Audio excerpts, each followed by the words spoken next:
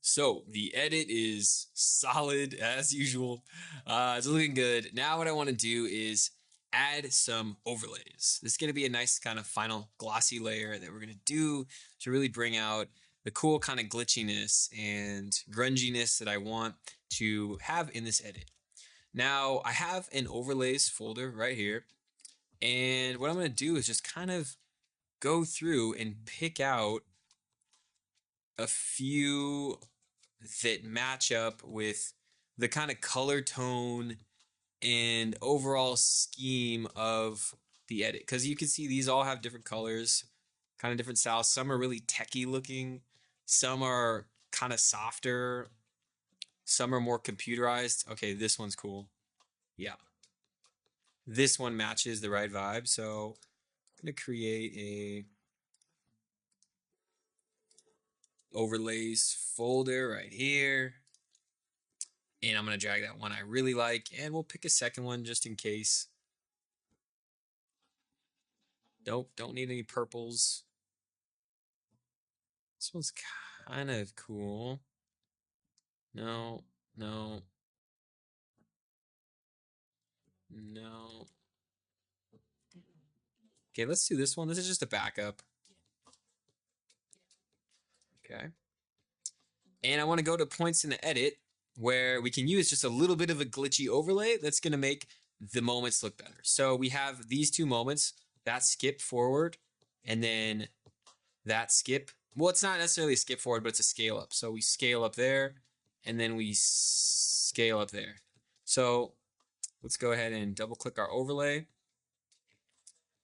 And we're just going to find the moments that have just the right amount of distortion. So let's grab that. We don't need a whole lot, just a little bit. We can right click it and we can scale it to our frame size. It's a different aspect ratio. So you can see there's these bars on the side. So we can go ahead and scale it up so that it fills the entire frame. And just like what we did with the blending mode, we're going to click on the blending mode under the opacity function of our clip, and we're going to hit screen. Now we can also do lighten, or we can even do darken and multiply. So if we check out darken, kind of a cool, super glitchy look. It looks a little too dark personally for me, so let's do the screen. Okay, I'm liking that a lot more. And I want to scale this up even more. So I'm going to go 130.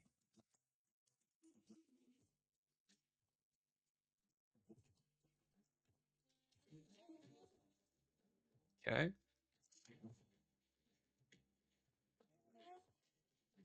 Perfect. And let's grab another part.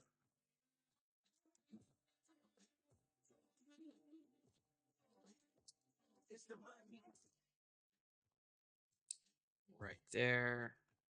Scale it up. Increase the size and hit screen.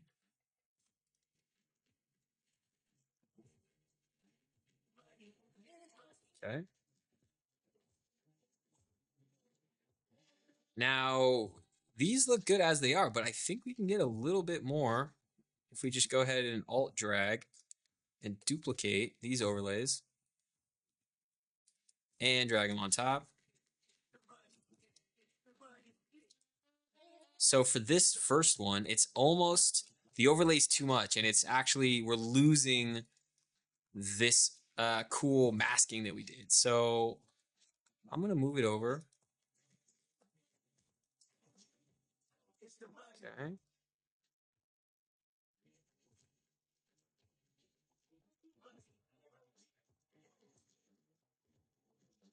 And it's really just fine tuning. A lot of this is just super fine tuning.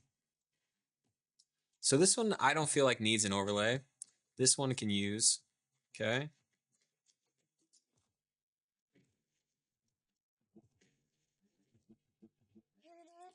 So let's do it like that. Okay. And let's have a look back at these.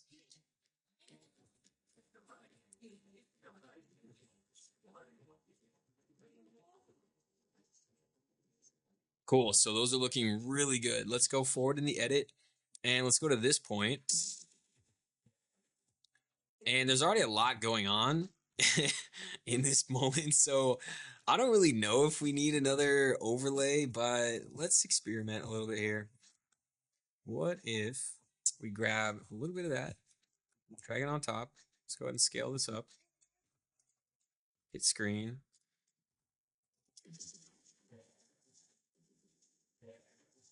So that's cool. It adds a lot more energy. So we have it like this. Or if we take away that layer and then with, cool. I like that. It adds just a little bit extra depth.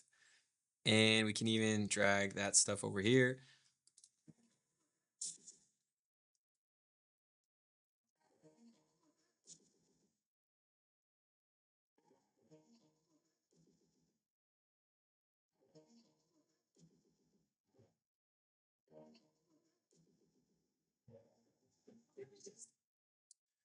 Okay, and let's go to the end of the edit where we did this overlay, which I really like, and then we have this outro. So this can definitely use some help. This just needs a little bit more texture. It feels a little bit forced and just a little bit, there's no personality in here. So let's find a good moment. Okay, I like that. So boom, that's got a ton of personality. That's really gonna help this ending. Scale it up, hit screen, and let's check it out. Ooh, yeah. Okay, cool. And just to experiment, what happens if we do darken?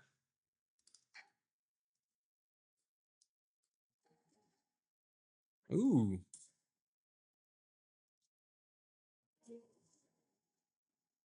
So I'm gonna bring the opacity on this overlay down a little bit so that we don't lose too much of our image. Because here we're kind of losing a lot. So this is without, that's all the way up. So if we kind of bring it back a little bit, let's say the opacity is at 70%, then we can still keep our image.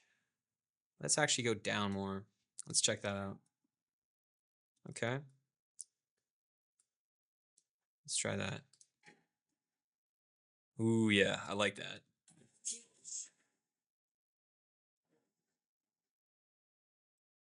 Okay, so that should really help you out with a little bit more personality and adding more character to your edits when you really need those cool moments. Like this ending shot is a perfect example.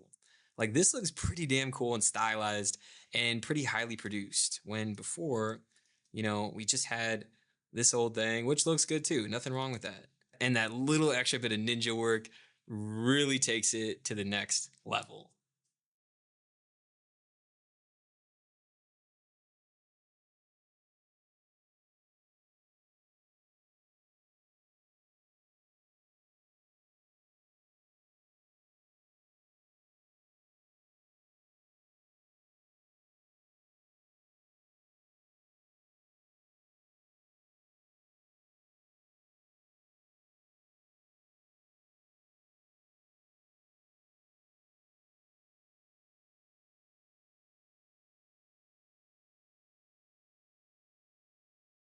Okay, so I actually didn't have this video lesson down. I wasn't planning on teaching this, but it just came to my mind, and I actually really want to share this technique of syncing audio cues with visual cues. So we've been doing that to a certain extent in our edit, where we have these overlays that we added that sync up to, big points in the track. So if we hit play,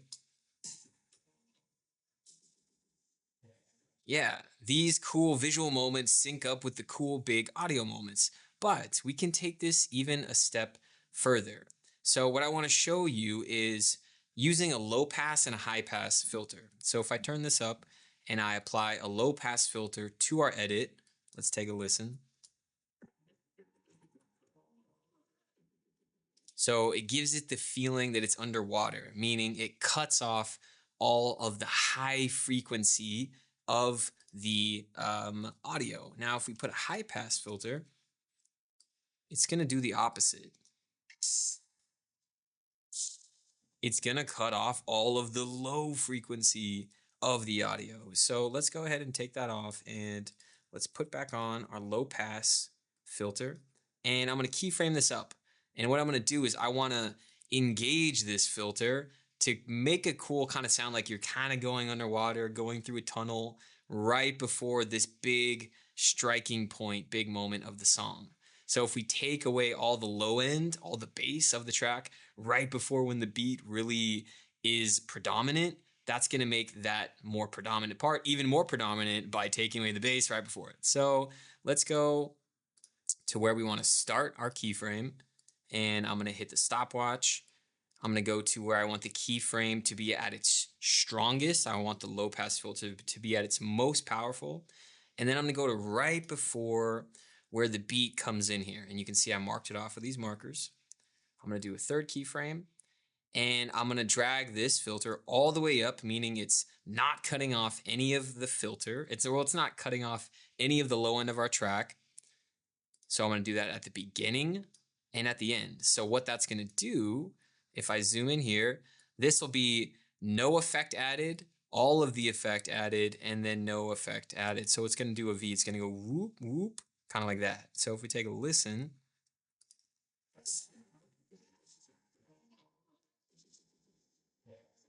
you hear how it goes, right? Without that effect. Okay. Now, sounds pretty damn cool, right?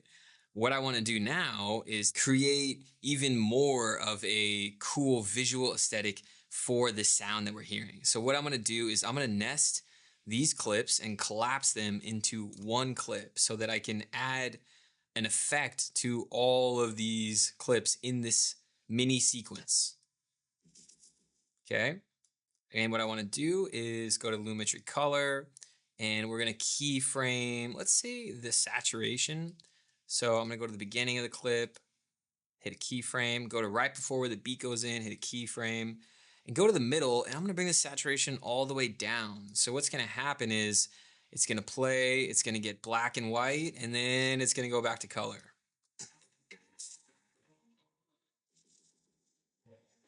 Okay, cool. So I want to get that effect to be even more dramatic. So I'm going to keyframe the shadows and the highlights. I'm going to go to the beginning, boom, add the keyframes, go to the end, add the keyframes, go back to the middle, boost the highlights, drop the shadows so there's super tons of contrast. And let's see what that's starting to look like. Boom, okay. So I want this effect to start a little bit earlier. I want this to start going black and white sooner.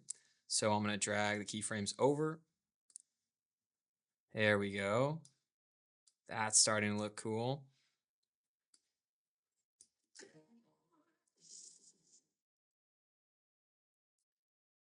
Okay. And then when we get here to this shot, that's when I want the color to start coming back. So I want to put that to 0.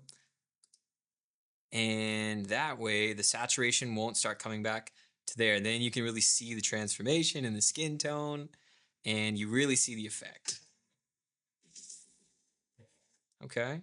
So I want to take this even a step further. Let's add, let's say, a little bit more distortion just to really get even more of the kind of feeling that the visuals and the audio are getting distorted together. So create a keyframe right there. Go to the beginning, keyframe, ending, keyframe, boom.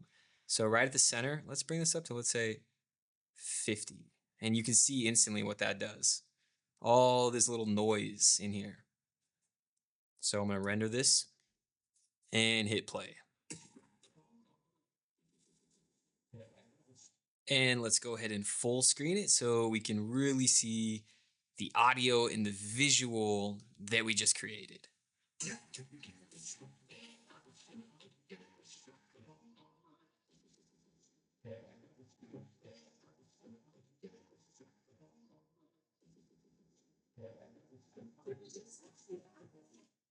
Okay, perfect. So That's looking super cool and super stylized. So that's just a bit of a bonus tip. You know what? Actually, let's put up the pro tip graphic. Yes, that was a bit of a pro tip that I wanted to throw in there for your edits.